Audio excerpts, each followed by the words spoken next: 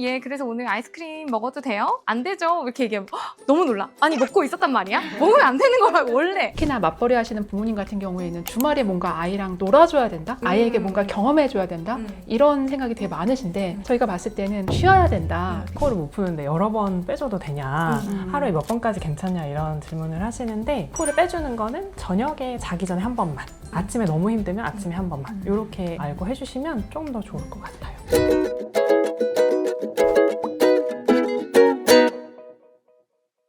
안녕하세요. 한의사 조혜림. 한의사 노승희. 한의사 장선영입니다. 벌써 이제 연말이에요. 날씨가 더 추워졌죠? 날씨가 추워지니까 또 감기 걸리는 친구들이 진짜 많아요. 그죠? 맞아요. 겨울에는 아이들은 감기를 안 걸릴 수 없는 것 같아요. 저는 거의 1년에 감기를 한 번도 안 하거나 그러는데 아이들은 아무리 건강해도 겨울철에는 그래도 감기를 한 번 앓고 지나가지 않나 생각이 드는데요. 겨울철이 되면 날씨 추워지면 감기 걸린다는 게 경험적으로 알고 있잖아요. 실제로 온도가 떨어지면 바이러스 증식도 훨씬 더 잘 된다고 하고 선천 면역력도 또 떨어진다고 하고, 그러니까 진짜 많이 걸릴 수밖에 없는 것 같아요. 그리고 실내 활동을 많이 하니까 감기 걸리면 다 추워서 밖에 못 나가니까 닭기치 카페 이런 데 가면 또 거기서 많이 올라오잖아요. 그리고 예전에는 우리가 사실 코로나가 한창 유행일 때는 마스크를 엄청 잘 썼거든요. 근데 요즘은 제가 마스크 쓰고 다녀야 돼 하면 코는 내놓고 마스크 쓰는 의미가 없게, 아니면 밖에선 쓰더라도 안에선 또 답답해하고 벗고 그런 경우가 많아가지고 감기가 다시 코로나 이전처럼 많이 유행하고 있는 것 같아요. 원장님은 감기 환자들 오면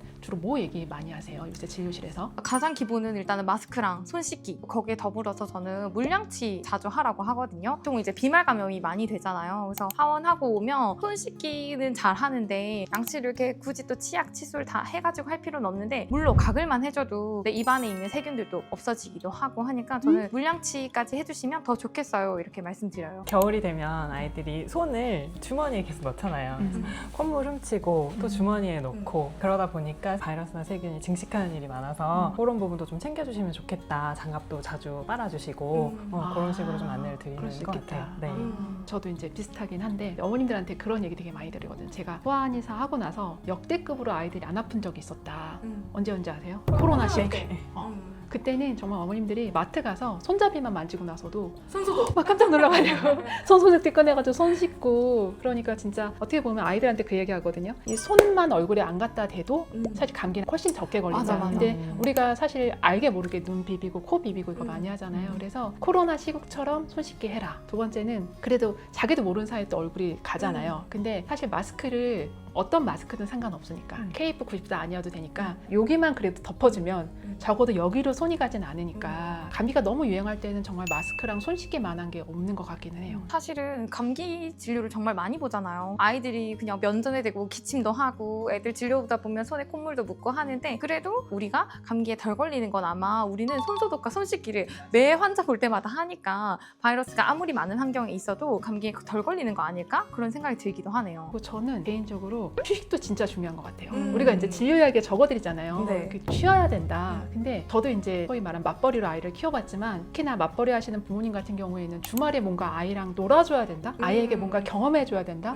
이런 생각이 되게 많으신데, 저희가 봤을 때는 아이 이제 약간 미열 스물스물하고 콧물 훌쩍거리고 이럴 경우에는 반드시 주말에 집에서 쉬어줘야 되는데, 그런 아이랑 나가서 캠핑 갔다 오시고 키즈카페 갔다 오시면 이제 분명히 월요일 날 이제 어린이집 맞아. 갈 때 막 열 고열나고 막 이러기가 쉬운 거죠. 그래도 아이들 같은 경우에는 아직 어른만큼 면역력이 성숙하지 않으니까 일단은 아프면은 저는 쉬어주는 게 가장 그것도 되게 중요한 것 같아요. 맞아요. 조짐이 올 때 있잖아요. 아이 맞아. 컨디션이 조금 안 좋아 보일 때, 약간 찡찡거릴 때 그때 뭔가가 오는 건데 그때 2, 3일을 좀 푹 쉬면서 잘 보내면 그래도 조금 부드럽게 넘어갈 수 있는데, 그때 예를 들어서 뭐 물놀이를 한다거나 목욕을 하는데 아이가 1시간 놀았다거나 그럴 때 갑자기 심해져서 오는 경우 되게 많잖아요.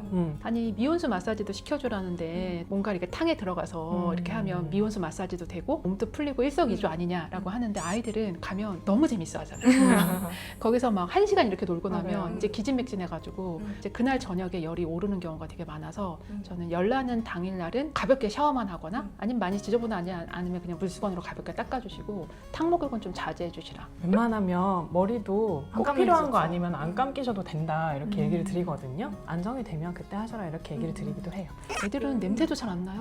너무 신기해요. 어른들은 하루만 안 씻어도 그런데 애들은 근데 열뿐만 아니라 콧물 기침 있을 때에도 저는 애를 정말 그 목욕을 해보니까 뭐 물놀이를 한 것도 아니야. 그냥 뭐 머리 감기고 했는데도 그 화장실에서 나왔을 때 한기, 체온 변화 이런 게 있잖아요. 그러니까 나아가던 콧물이 다시 는다거나 그런 게 있어가지고 감기 중이라면 하더라도 짧게 하고 안에서 머리 말리고 옷 입고 다 하고 나오라고. 그래야지 그나마 체온이 좀 보존이 되고 감기를 더 수월하게 넘길 수 있으니까 그 부분도 말씀드리고 있어요. 그리고 아이들 감기 걸렸을 때 꼭 당부드리는 게 찬 거 먹지 않도록 해달라는 거거든요. 아이들 아이스크림 너무 좋아하잖아요.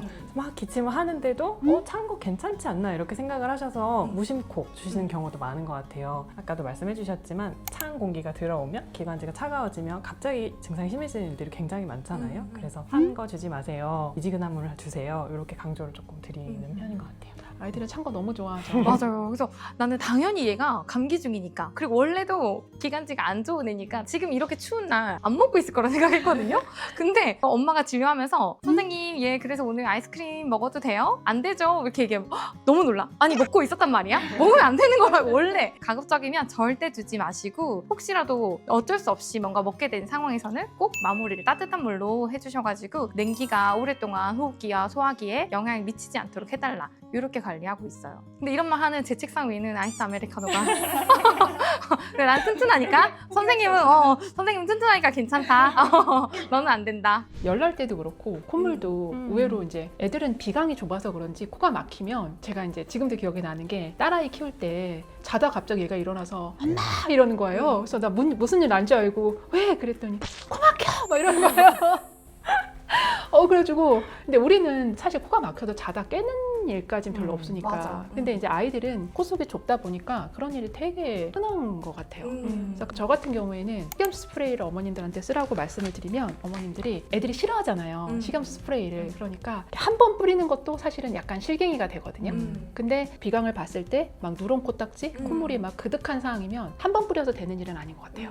그냥 싫어해도 한 대여섯 번 정도 뿌려서 약간 줄줄 흐를 줄줄 때까지 흐르게. 그렇게 해서 콧물을 풀어내야 사실은 좀 의미 있게 콧물을 풀 수 있고 그리고 자기 전에 그게 돼야 잘 때 콧물이 넘어가서 기침하는 기전도 훨씬 줄 수 있는 것 같아서 저는 코에 대해서는 식염수로 코 씻어주는 거 이거 되게 많이 강조하는 편이에요. 저는 그걸 우리 스킨케어에 비유하긴 하거든요. 세수하잖아요. 근데 콧구멍을 세수를 할 수는 없으니까 우리가 스프레이로 칙칙 뿌려서 안에 있던 먼지나 코딱지 이런 걸 씻어내주고, 그리고 우리는 뭐 청비고 같은 것들 이용해가지고 씻고 나면 그러니까 스킨 로션 바르듯이 청비고로 이렇게 로션을 발라주시면 이제 코막힘도 좀 덜하고 코 점막이 훨씬 더 탄탄해진다. 이렇게 비유를 들어서 설명하고 있어요. 감기 걸리면서 코피 나는 애들도 코 세수 잘해주면 훨씬 줄잖아요. 사실 코에는 공기만 들어오게끔 설계가 되어 있잖아요. 그래서 코 안으로 고체, 뭐 액체 이런 게 들어오는 게 다 원래 이상한 반응이긴 할 거예요. 근데 칙칙하다 보면 이게 자기가 더 숨쉬기 편안해지고, 그러면 저항하던 친구들도 좀 편하니까 코가 막히면 찾아온다든지 이거 해줘 한다든지 이제 좀 크면 자기가 막 해보겠다고 하거나 그런 경우들도 있어가지고 이 행위 자체에 익숙해질 수 있도록 루틴을 만들어주는 것도 필요하고, 코 칙칙하는 게 사실 여러 번 하면 좋은데 그게 거부감이 있으면 저는 면봉에 묻혀서라도 이렇게 닦아주시라고, 우리 이게 닦는 토너 하듯이 그렇게 하는 것도 좋은 방법일 것 같아요. 제가 개인적으로 드리는 팁은 아이들 입장에서 저녁에 재밌게 놀고 있는데 엄마가 불러가지고 코에다가 싸대면 얼마나 싫겠어요. 그래서 저도 이제 루틴을 만든다는 거랑 비슷한 건데 저는 세수할 때 어차피 얼굴에 물 묻은 김에 맞아. 정신 없을 때 얼굴 푹푹 하고 바로 식염수 쏴주면 아이가 그래도 좀 덜 그러게요. 거부감을 느끼는 것 네. 같아요. 애가 제일 재밌는 거 하고 있을 때 불러서 하지 말자. 그냥 음. 목욕의 연속상으로 만들자. 사실 세수를 안 시키고 자진 않으니까 그러면 우리가 루틴에서 빠지지 않고 그거는 되게 좋은 팁일 것 같아요. 코를 풀어내지 못하는 아이들 같은 경우에는 코를 빼주시기도 하잖아요. 진료실에서 많이 받는 질문 중에 하나가 코 막히는데 코를 못 푸는데 여러 번 빼줘도 되냐, 하루에 몇 번까지 괜찮냐 이런 질문을 하시는데, 코를 빼주는 거는 저녁에 자기 전에 한 번만 이렇게 해주시면 좋을 것 같아요. 빼는 과정 중에서도 또 점막이 손상될 수 있기 때문에 잘 잘 수 있게 저녁에 자기 전에 한 번 정도만, 아침에 너무 힘들면 아침에 한 번만 이렇게 알고 해주시면 좀 더 좋을 것 같아요. 이게 사실 되게 뻑뻑한 코 같은 경우를 압력으로 해서 뻥코나 이런 걸로 노십으로 그냥 빼내면 그때 뺄 때 뭐 코피가 나오기도 하고 그러잖아요. 그래서 코 빼기 전에는 반드시 식염수로 불린 다음에 해라. 우리가 빨래할 때도 하다못해 애벌 빨래 담가놨다가 불면 하는데 코 속에도 점액이 끈적하게 달라붙어 있거나 코피기가 있고 이럴 때는 식염수로 많이 불린 다음에 하면 훨씬 자극이 덜한 것 같아요. 기침은 저는 자기 전 공복 2시간 얘기를 많이 해요. 왜냐면 아이들이 복압이 올라가면 기침을 많이 하게 되잖아요. 그래서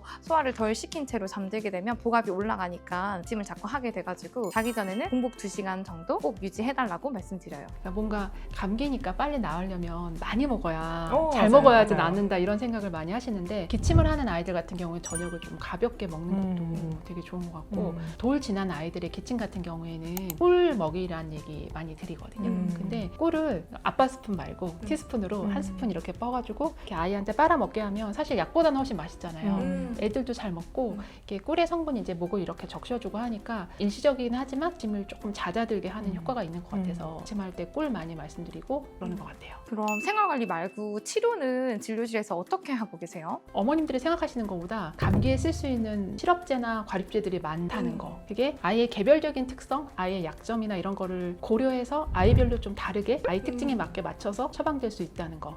같은 콧물이라도 똑같은 약을 쓸 때도 있지만 아이에 따라 다른 약을 쓰기도 하잖아요.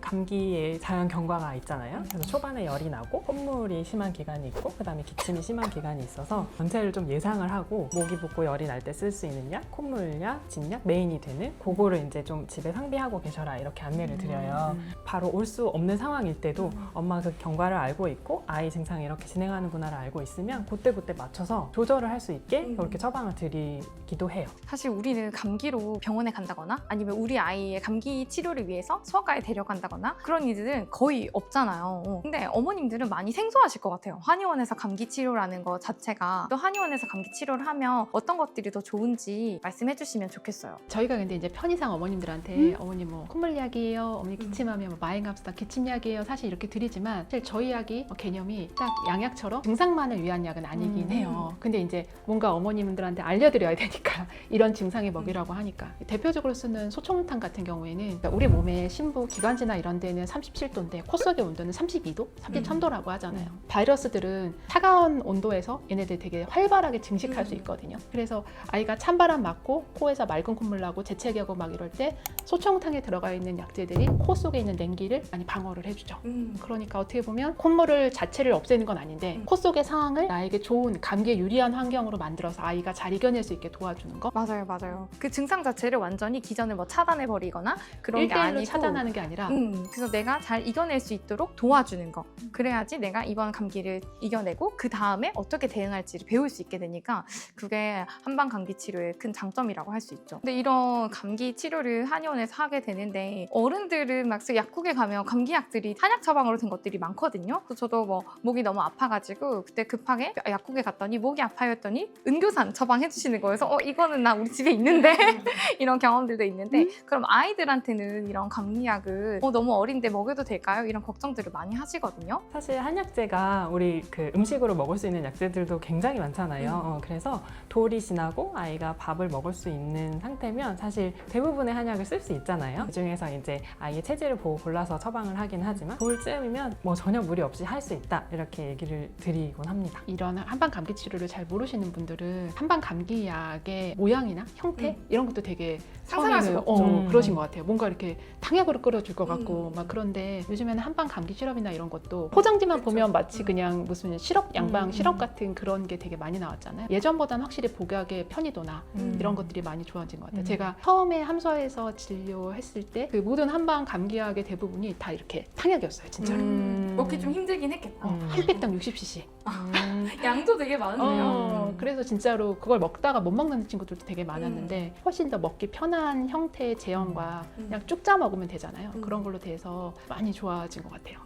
감기는 어쨌든 잘 이겨내면 우리 면역력을 좀 단단히 하는데 도움되기는 하지만 그래도 안 걸리는 게 제일 좋잖아요. 그럼 이렇게 추운 겨울철에 감기에 걸리지 않는 생활관리법? 집에서 해줄 수 있을 만한 거? 그런 것들 있으면 좀 말씀 주세요. 코 보온, 코 속 보온. 차가운 공기에서 바이러스는 굉장히 활성이 높아지고 증식이 잘 되고 우리 몸의 면역력은 떨어지고 이런 거기 때문에 어찌됐든 간에 코 속은 따뜻하게 해주는 게 게 되게 중요한 것 같아요. 그래서 아까 말씀드린 마스크 그냥 천 쪼가리 하나만 이렇게 덮어도 사실 여기 온도가 제가 느낄 때는 한 1도, 2도는 올라가는 것 같거든요. 그리고 할머니들이 옛날에 애기 키울 때 그 목수건? 목수건. 이거 정말 현명한 방법이었던 것 맞아요. 같아요. 목수건을 해주는데 목수건이 요즘에 이쁜 디자인도 많이 나오는데 옛날 가재 수건만한 게 뭐죠?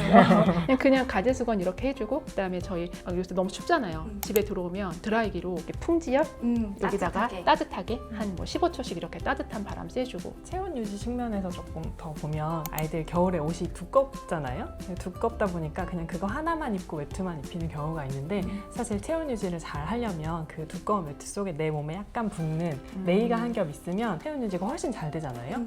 두꺼운 옷 되게 펄럭펄럭하면서 맞아요. 찬기운이 툭툭 들어오니까 몸에 맞게 입혀주시면 체온 유지가 훨씬 잘 되는 것 같아요. 저는 아이들 잘 때 너무 창문이 큰 방에서 자거나 아니면 그 창가에 아이를 눕혀 재우는 거 그거는 정말 밤사이에 얼마나 추워질지 모르고 또 냉기가 계속 들어오잖아요. 아무리 단열이 잘 돼 있다고 해도. 그래서 그렇게 재우면 감기에 더 자주 걸리니까 아이는 웬만하면 방 가운데 쪽 그리고 너무 큰 창이 있지 않은 방 공기의 그 온습도를 내가 컨트롤할 수 있는 그런 공간에서 재워주시는 게 감기 예방하는데 도움이 될 것 같아요. 근데 원장님들이랑 이렇게 다양한 얘기 나눠보니까 겨울철에 감기가 와도 불안해지지 않고 잘 이겨낼 수 있을 그런 마음이 들었을 거라고 생각이 들어요. 어머님들이. 연말이라 날씨는 추운데 이제 여러 행사들도 많고 하다 보니 엄마 아빠가 감기에 걸리면 또 아이도 옮기게 되고 서로 힘들어질 수 있잖아요. 감기 초기에 꼭 쉬어서 감기가 너무 심하게 가지 않도록 건강관리도 잘 하시면서 건강한 겨울을 났으면 좋겠습니다. 모두들 건강하고 즐거운 연말 보내시길 바라요. 앞으로도 건강 관련해서 저희 유익한 정보 많이 알려드릴 테니 오늘 도움이 되셨다면 구독과 좋아요, 알림 설정 부탁드릴게요.